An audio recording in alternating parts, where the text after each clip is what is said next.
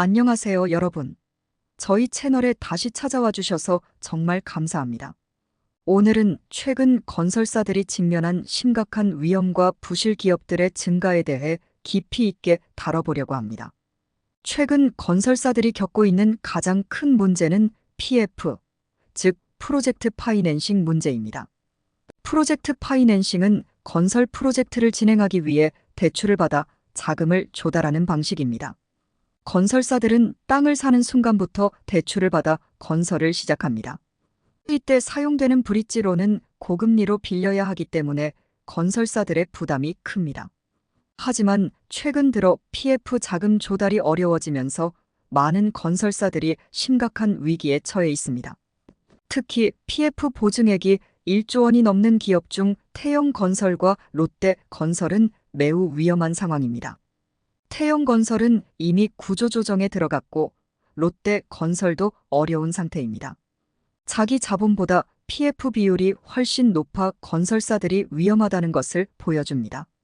이러한 상황에서 건설사들은 자금을 조달하기 힘들고 높은 대출 이자 부담에 시달리고 있습니다. 또한 최근 건설업계의 부실 기업들이 증가하고 있습니다. PF 대출 이자가 너무 비싸기 때문에 건설사들이 자금을 조달하기 어려워졌고 많은 건설사들이 빚더미에 앉아 있습니다. 우리나라 은행에서 건설사들이 빌린 자금이 40조 원을 넘는다고 합니다.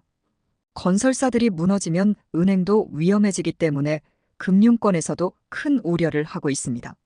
재건축 시장도 더 이상 과거처럼 돈을 벌 수 있는 기회가 아닙니다. 과거에는 5층짜리 아파트를 재건축하여 15층, 20층으로 높여 많은 이익을 얻을 수 있었습니다. 그러나 지금은 20층짜리 아파트를 재건축하려고 하다 보니 소유자들이 큰 비용을 부담해야 합니다. 서울시에서는 용적률을 대폭 올려줬지만 여전히 재건축 비용이 많이 들어갑니다. 추가 분담금이 필요하다는 점은 많은 소유자들에게 큰 부담이 되고 있습니다. 서울시에서는 재건축을 촉진하기 위해 용적률을 대폭 올려주고 재건축 절차를 간소화하는 등의 정책을 내놓고 있습니다. 그러나 이러한 정책들도 재건축 시장의 문제를 해결하기에는 부족한 상황입니다. 재건축을 하려면 많은 비용이 들어가고 소유자들은 큰 부담을 지게 됩니다. 이로 인해 많은 사람들이 재건축을 포기하고 있습니다. 또한 재건축에 대한 주민들의 반대 여론도 증가하고 있습니다. 많은 주민들이 경제활동이 마무리된 장년층으로 높은 재건축 분담금을 감당하기 어려워하고 있습니다. 실제로 일산의 경우 전체 인구 중 50대와 60대가 약 34%를 차지하고 있습니다. 이들은 은퇴한 상태에서 재건축 분담금을 부담하기 어려워하고 있습니다. 이처럼 재건축 시장은 과거와 달리 더 이상 수익을 보장하지 않습니다.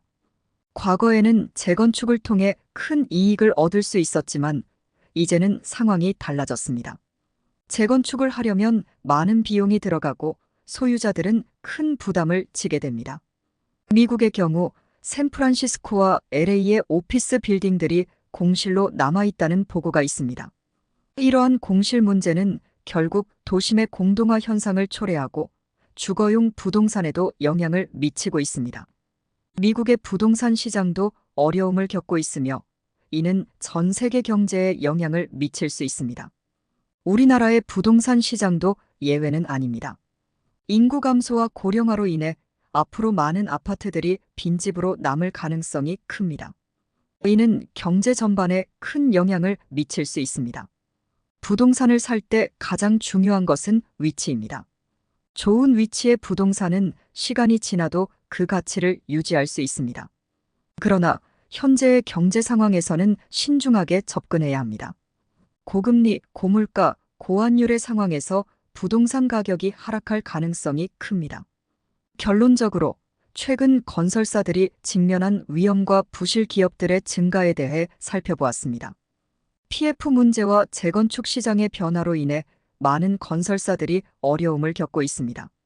이러한 상황에서 우리는 신중하게 접근해야 하며 앞으로의 경제 상황을 주의 깊게 살펴봐야 할 것입니다. 다음 이와 관련 영상은 경기부양은 실제 누가 하나를 주제로 찾아오겠습니다. 여러분의 좋아요와 구독은 저희에게 큰 힘이 됩니다. 댓글로 여러분의 의견도 공유해 주세요. 감사합니다.